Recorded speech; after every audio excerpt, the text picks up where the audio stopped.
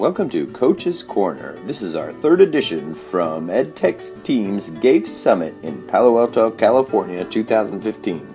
I'm Coach Ben, and I'm here today with our special guest, Jeffery Heil.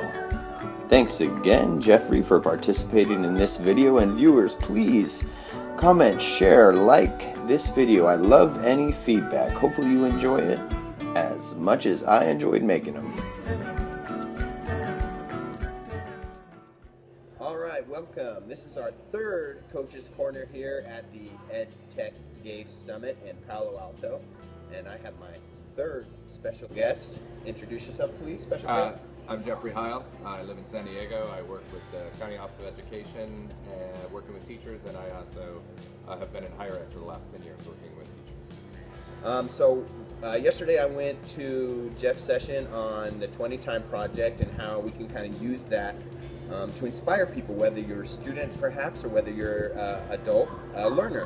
So just kind of coming here and getting some ideas to continue with our series that we're doing here. So you ready for the first question? Absolutely. All right, so this is my very generic first question, but just coaching, working with adults, right? What do you find the best techniques for, working with adults? Quite honestly, and it's funny just listening to Chris's talk about the majority of what we do, even in tech, isn't about the technology. Mm-hmm. It's about the relationship that you have with the person. So I think that I spend a whole lot of time trying to get to know who the person is that I'm working with. And when I can, quite honestly, and it's funny just listening to Chris's talk about the majority of what we do, even in tech, isn't about the technology. Mm-hmm.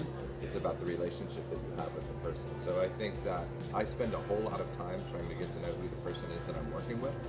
And when I can do that, then I think I can meet I can bring what I have to offer to meet their needs.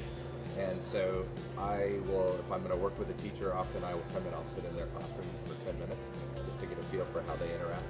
And then I might ask them, what are you currently working on? And that way then I can maybe design something that they can try on or that I can model for them to say, okay, I saw this is what you're doing. Perhaps we could try this.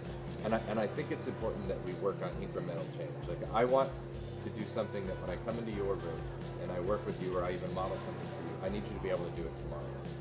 I don't need it to be so complex that it's going to frustrate you, and then you're going to experience success with that, and then you're going to want to. So kind of summarizing what you were saying, number one, building those relationships, getting to know people, right?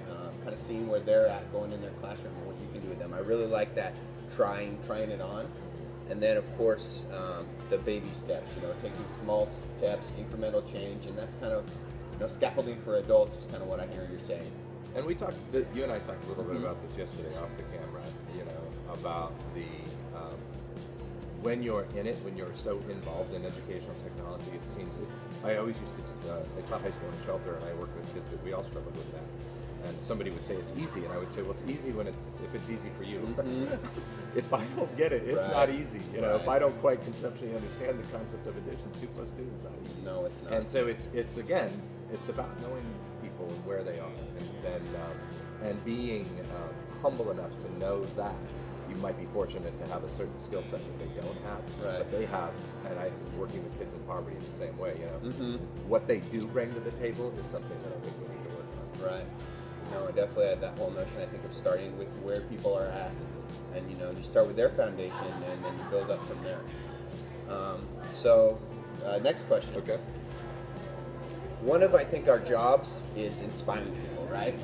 Getting them, hey, this is cool, you can try it out, it doesn't make something, jump on the road with us. So what do you find the best ways to really, inspire people to try that change? I think the inspiration comes from kind of back to what I was saying. Like if I know you and I it's about your kids too. Right. Like one of the questions, and I think I mentioned it yesterday, that I always ask adults that I work with, is what should every teacher know about you? Right. I like that question. Then I get that reflection back on them, and that gives me insight into them as a learner, into seeing what they value. And I think it's important. I hope in asking that question that it might make you think about what your students are, what they should know about that. And so I think it's that success. The success to me is about student outcomes. And so if I can give them something that can lead to a positive student outcome, that's the revolution. So whether it's using Google Docs to leave comments for peers, which seems so simple, but it's revolutionary if it wasn't something we've done before, or empowering kids to have a choice over, don't restrict them to one thing, give them options over, you need to show this particular outcome, but how you do that, I'm going to give you some agency over that. So that kind of thing. Anything we can do to give teachers the confidence to know that they can empower their kids, and then when they see that success, I think they're going to want more. So 2 more questions. One of them is about, you mentioned this for choice, and I feel like, it's this whole, I think, paradigm shift that we teach kids one way and we teach adults the other way. I'm sure you're very familiar with. Very much so. How do we build choices into adult learning? I mean, it's the same way we build it for kids? Is it a little more complicated? Absolutely, and I think that's sort of a charge I've taken on in teacher education. With the 20 time project. With 20 time, I make all my adults, whether I'm working in master's classes or whether I'm working with credential programs, they do 20% projects because I need them to focus on what does it mean to have agency over your own learning. And I think what we find, and we talked about this before, is that most people aren't ready for that freedom because they've lived their whole academic career with structure and as I rows said, and lines and no freedom and people don't really want. They're not asking you questions that aren't that are true mysteries. They're asking you questions that answer the content that they need to cover. And so I think to give them opportunities, I give opportunities over readings. So when I have a set of 40 books that they can choose from if we're investigating learning. They can choose from that, and if they feel there's a better book, they can then recommend it to me, and then I might add it to the list. That's cool. So I try to give them, we have the same end goal, and also the idea of developing a personal learning network and connecting with others. They have choice over how they construct that as well. And ideally, in modeling that, if they can bring a quarter of what they've learned in that into their classrooms, that's 25% more than they have before. So just to comment on kind of what you said, which something that really struck with me yesterday is during your 20% time, is that for so long we're so used to about the product. What's the product? What's the product? What's the product, right? What is your outcome? Because that's how you measure your learning, but it's just, being about the process. And absolutely. So I felt like that kind of connected with what you were saying, and I really, as I said, appreciate that. So last question. Okay. Words of advice, words to live by. Your last words of wisdom. Does Jenny have Here's from Jenny. Jenny had some great ones. She had some great ones the other day. Thanks for that, by the way.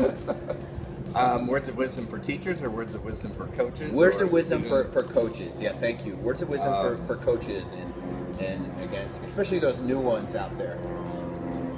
To not feel like you have to be the expert. Yeah. I talked about it yesterday. To not feel like that you have to be the model of perfection. I think we get so wound up in that, and implicitly that then gets transferred to our kids. So if I feel like I can't make mistakes or I can't be vulnerable, then I'm going to create a group of kids that feel like they can't make mistakes and they can't be vulnerable. And so my 2 pieces of advice would be, and this kind of ties to like the SAMR model, would be, be vulnerable. Be vulnerable. Fail forward. Fail forward. And also, in everything you do, think globally. Think globally. I love that. How do I get this project, this idea, these thoughts to a larger audience? And if I think globally and it only goes to my community, that's fine. Right.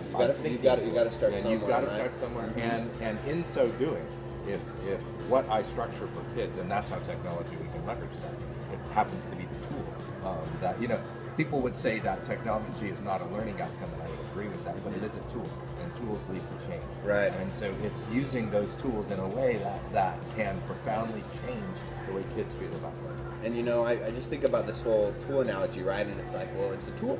And it's like, well, if you have a hammer and you need a hammer, you're going to use your hammer, not your screwdriver, right? So it's like, it's just about, making sure that technology, it's a tool and we're using it, I guess, in the right way. So just thank you so much for your time. I always end these with high fives. And thanks for tuning in.